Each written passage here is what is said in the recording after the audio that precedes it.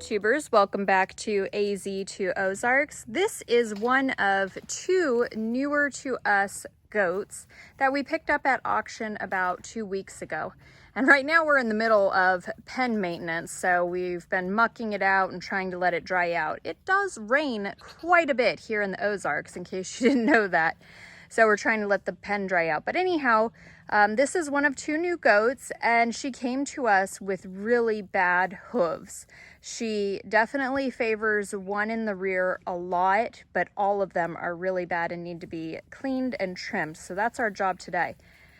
But there is a reason I have not told you about our new goats, even though we've had them technically for 2 weeks. Well, we bought them at auction 2 weeks ago and we brought them home, and the rest of our goats, well, 3 out of 4, free range all day, and they stick around. They've got plenty of forest, plenty of grass, they hang out, and they come into the pen every night. The fourth of those is our buck goat, and he is tethered every day because he has really bad manners and he'll try and lead the others around all day, kind of like a jerk. So anyhow, we got the two new goats and had them for the first night, and the first day we let them out to free range. And they just hung out with the 3 others, that free range, and they were just kind of out happily grazing all day. But on towards the evening, we noticed all of them had disappeared. Well, the 2 new goats had led our 3 off the property. We don't know how they did it, but the only assumption we can make is that they jumped the fence to the neighbor's yard. Not yard, the neighbor's forest and pasture. And we found them after we were looking around, and our 3 goats came back because they respond to our oldest son, Keegan. He cares for them. They also come to the feed. The 2 new goats would not come back because they didn't know us. We haven't built trust or anything like that. So it took us almost a full week to get them back. And this one here, the gray one, not yet named, our son was able to get first. So we had built a plank essentially over the fence for them to climb back over, and a plank down the other side where we knew they were hanging out. They didn't use that, but we had baited with some sweet feed and they were hanging out in that general area. Well, my son got up close. He reached through the fence and grabbed this one by the horns and had it through the fence. And then he was waiting on all of us to notice he was missing and come find him. And then we got a collar on this one, and we got it picked up and over the fence. It did take us another several days to get the white one back, but we didn't do anything to get it back. It came back on its own because it wanted to be with this one. And then when that one came back, everybody was gone except for me and my youngest son.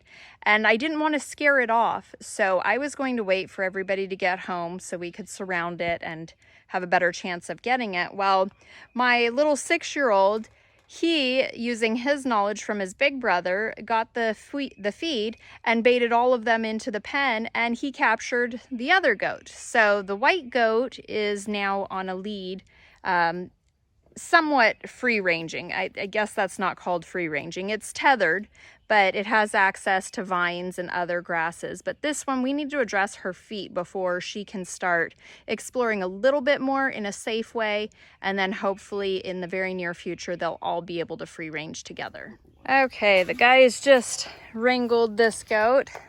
Again, like I said, she doesn't yet have trust with us, so she doesn't come willingly. The horns make it easier to capture them, but the collars make it much easier to control them. So she's in a collar, and we're thinking we're going to flip her upside down to work on her feet.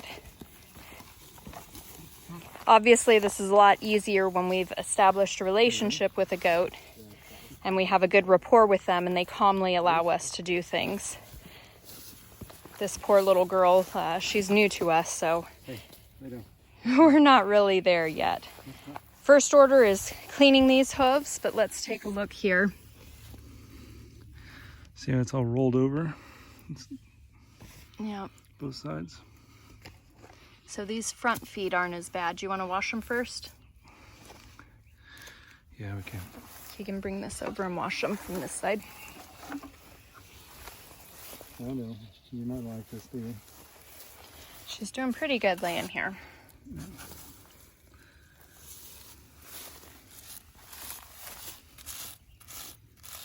Don't hit it. All right.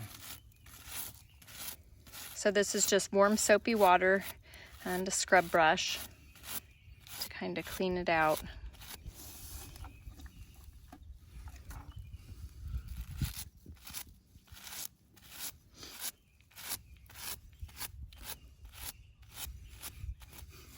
You going to sleep? You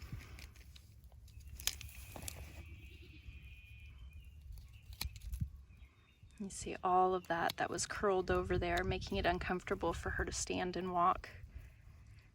This tool is used specifically for trimming hooves. It's brand new, so it's nice and sharp. Okay, this side. I'll leave that like that for now. Nope, nope. Staying down. Cool.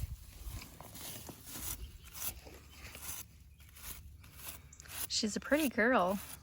I like her colors, kind of bluish gray. And we'll name her when some of her better characteristics come out and we get to know her a little bit better. Right now, she's just kind of been a pain escaping and not sticking around. Let me see it. It's got quite a bit in the crack there.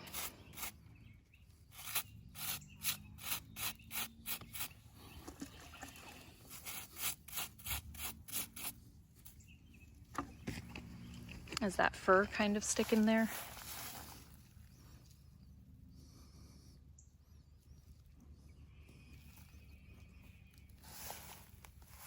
Fur and poo. Yeah.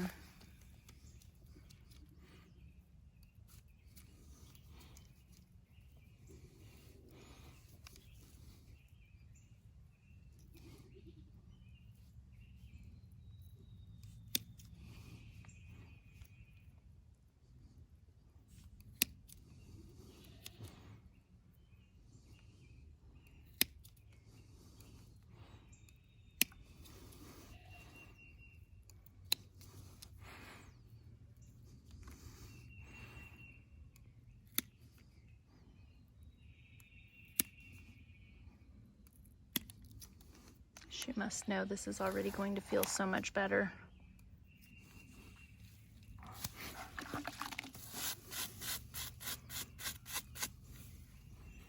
I know.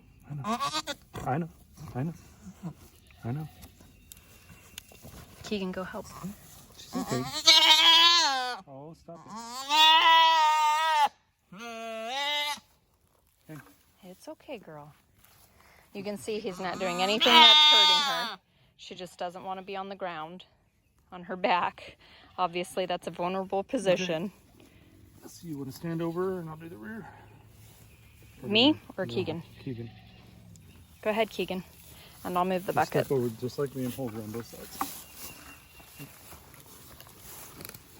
And just she like starts to move, you can hold her front feet.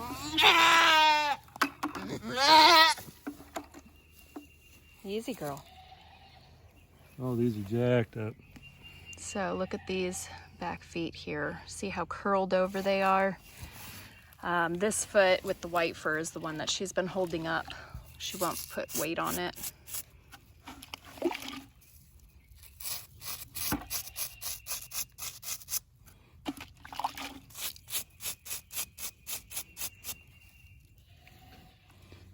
She got some rag going on.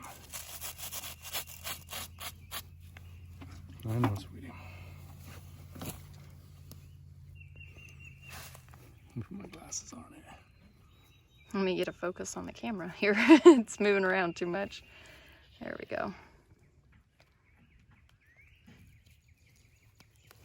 See, it actually breaks the hoof.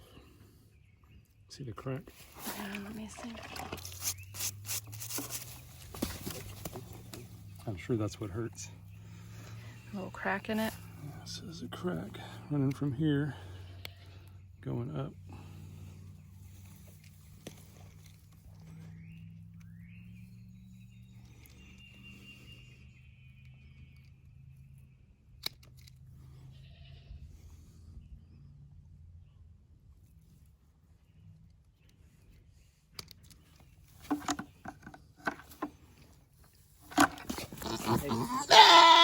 Hold both paws straight up. Don't let her roll on her side. I know, baby. I don't want to hurt her.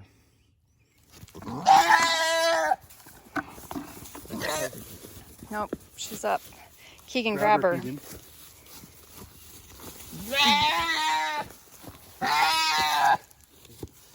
Stand back over here and on her side.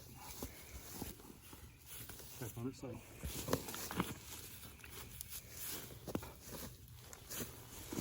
Go ahead. That's enough. That's enough. You want it? You hold those. Would it help if I'm over her middle here? Probably.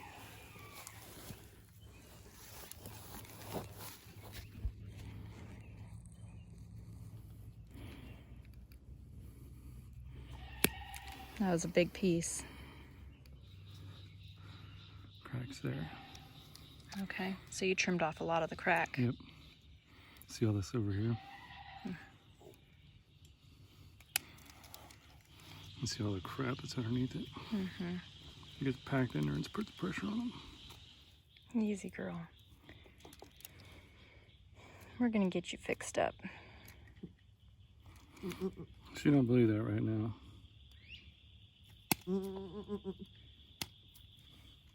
That one is way longer than the other. Does it have to come back too?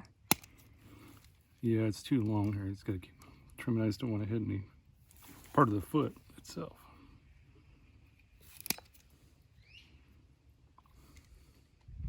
See how it's packed with manure and overlapping nail. It's all old. Or overlapping hoof.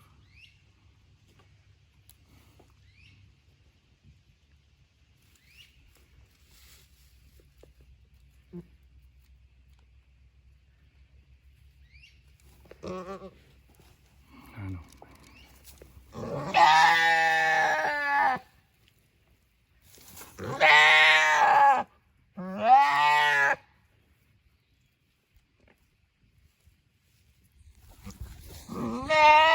Here's the perspective. You can see the one's much longer than the other.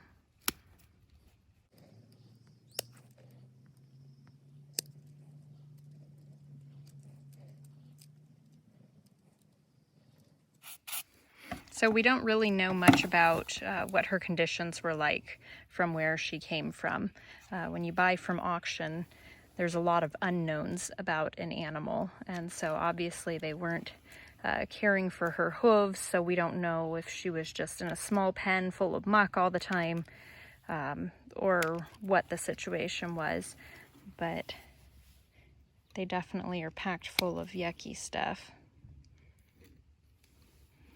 That's why we like to have ours free ranging and out of the pen all day long. That way they don't build up as much. Over the winter, obviously, they were in their pen a lot more because there just wasn't forage out there for them. Lots of stuff coming out of there. And that was all trapped underneath. That was all trapped underneath a flap of nail.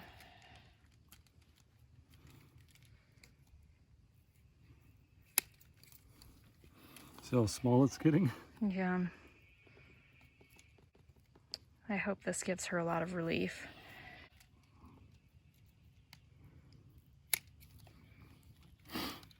I'm sure it's uncomfortable at the moment. When you have a big old thick toenail, it doesn't feel good getting it trimmed. See all this crap here?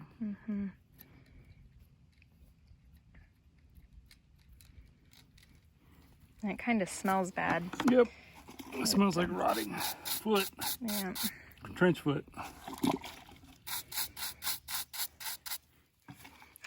It's a marine term.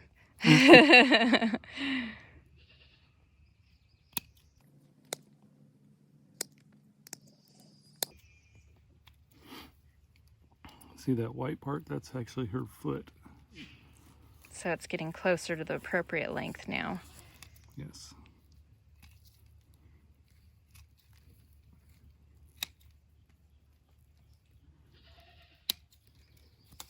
And that's looking pretty close to level there. this one, still super long. Just little layers at a time. Okay, the final hoof, and you can see how it's all rolled over and thick. Plus the one side is much longer than this side here.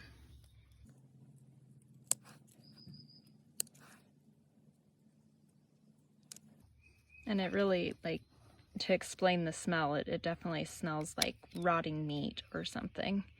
Okay, we're finished trimming, and now we're going to try and slowly let her up and keep her calm and try and pet her. So I'm off of her, and Keegan's not really restraining her. He was just standing around her there. Murphy's after the guineas. There we go, girl. Easy. Try out those hooves. How those feet feel, huh? She's holding them up like I don't know what to think. Wait, I got feet again.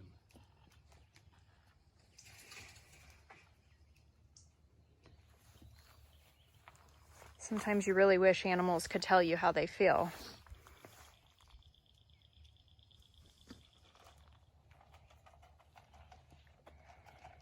How's that feel, little girl? She'll learn to trust us.